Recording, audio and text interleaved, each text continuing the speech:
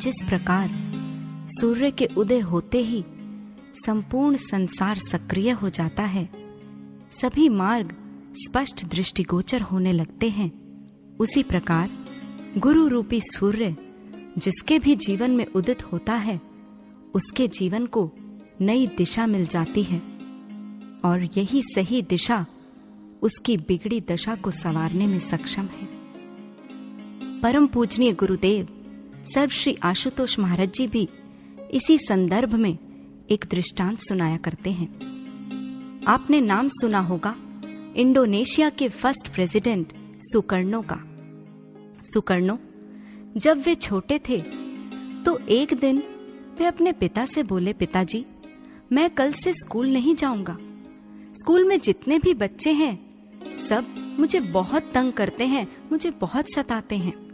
उसके पिता ने कहा, नहीं सुकर्णो, स्कूल जाना तो बहुत आवश्यक है। अरे तुम्हें पढ़ लिख कर अपने जीवन में कुछ बनना है, कुछ हासिल करना है, तुम्हें तो बहुत महान बनना है। सुकर्णो ने कहा, नहीं पिताजी, मुझे महान बनने का कोई शौक नहीं है, नहीं जाना मुझे स्कूल, मुझे कुछ नहीं करना, ना मुझे पढ़ना है ना लिखना है। उसके पिता ने कुछ नहीं कहा। उन्होंने क्या किया, कुछ दिन ऑफिस जाना बंद किया और सुकर्णो के साथ ही रहने लगे। एक दिन वे उसे ले गए एक एकांत जगह पर, जहां पर झरना बहुत तेजी से बह रहा था। इधर पिता ने कहा, सुकर्णो हमें कुछ भी करके इस पानी के, इस जल के प्रवाह को रोकना है।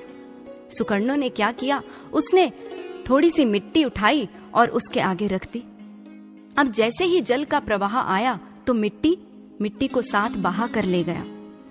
उसके बाद पिताजी कहने लगे, सुकर्णो एक काम करते हैं, हम कुछ पत्थर इस जल के आगे रख देते हैं। जैसे ही पत्थर रखे तो उस जल का प्रवाह इतना अधिक था कि वो पत्थरों को भी अपने साथ बहा कर ले गया। सुकर्णो कहने लगा, पिताजी इस पानी ने तो फिर से अपना रास्ता बना लिया। तब उसके पिता ने शिक्षा दी, उसे कहा, देखा सुकर्णो, यह जल जो कि जड़ है, फिर भी इतने अवरोध उत्पन्न होने के बावजूद भी यह अपना रास्ता स्वयं बना लेता है। लेकिन तुम में तो चेतना का संचार है, तुम में प्राणों का संचार है, तुम्हारे भीतर वह दिव्य शक्ति प्रसुप्त है। तुम्हें भी इस जल की तरह अपना रास्ता स्वयं बनाना है, कुछ करके दिखाना है। और आज पिता के समझाने पर वह स्कूल गया, धीरे धीरे उसके मित्र बने। और जानते हैं, उस वक्त इंडोनेशिया गुलाम था। जब सुकर्णो बड़ा हुआ तो उसने स्वतंत्रता संग्राम में हिस्सा लिया। इतिहास बताता है कि जिन्होंने उस संग्राम में उसका साथ दिया वे 10 लोग ऐसे थे जो उसे सताया करते थे।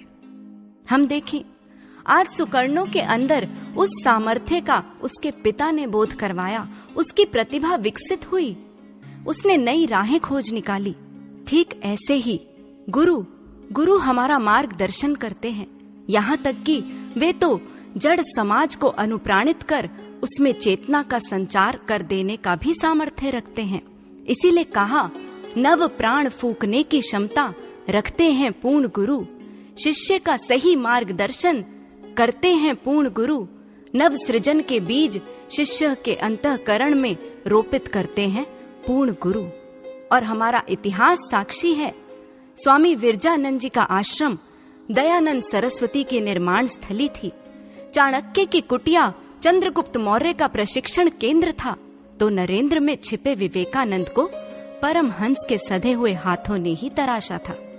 आज हमारे जीवन में भी ऐसे ही दिव्य गुरु का आगमन हुआ है, जिन्होंने हमें ईश्वर के दिव्य रूप से परिचित कराया, उस अखंड सत्ता का हमारे भीतर साक्षात्कार करवा दिया, जिससे हमारी बुद्धि प्रखर हुई, हम में वह विवेक शक्ति जागृत हुई और हमें भी आज नई राहें मिली हैं। हमारा भी मार्ग, हमारा भी पथ प्रशस्त किया गुरुदेव सर्व श्री आशुतोष महाराज जी ने। या यूं कहें कि गुरुदेव के कृपा छत्र तले आज एक एक ऐसी इकाई का निर्माण हो रहा है जो न केवल स्वयं के लिए बल्कि संपूर्ण समाज के लिए कल्याणकारी सिद्ध होगी। इसीलिए किसी ने कहा, सतगुरु कब सामान्य व्यक्ति है, वह तो शिल्पकार होता है, गीली मिट्टी को संवारने वाला कुंभकार होता है। उसने ही श्री राम गढ़े हैं, वो ही कृष्ण निर्माता, वही विवेकानंद चंद्रगुप्त, छत्रपति सा शिवा प्रदाता। श्रेष्ठ राष्ट्र निर्माता होता, वह ऋषि तुल्य विचार होता है। सतगुरु कब सामान्य व्यक्ति है, वो तो शिल्पकार होता है। उसके चिंतन पर, चरित्र पर सम्राटों के सिर झुकते हैं। धर्म, समाज और राष्ट्र के उलझे प्रश्नों के उत्तर मिलते हैं। श्रेष्ठ राष्ट्र निर्माता होता, वह ऋषि तुल्य विचार होता है। सतगुरु कब सामान्य व्यक्ति है, वह तो शिल्पकार होता है। और आज भी ऐसे ही असंख्यों हैं जिनका निर्माण सर्वश्री आशुतोष महाराज जी के मार्गदर्शन में ही संभव हो पाया है।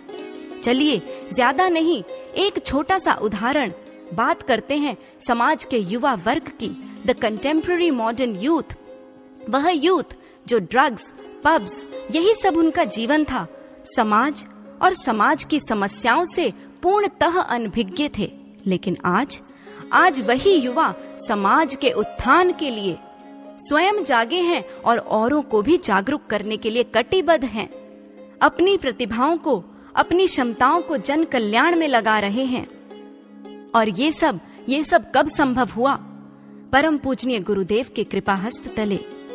संकल्प और तपस्या के पुंज हैं सर्व श्री आशुतोष महाराज जी। और ऐसे गुरुदेव के श्री चरणों में आज हम सब भी यही प्रार्थना करेंगे और एक संकल्प धारण करेंगे।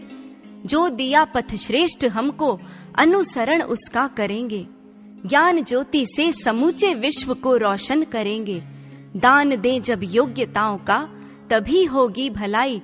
छट रहा अज्ञान का तम, दे रही मंजिल दिखाई, दे रही मंजिल दिखाई। बोलिए श्री सद्गुरुदेव महाराज जी की जय।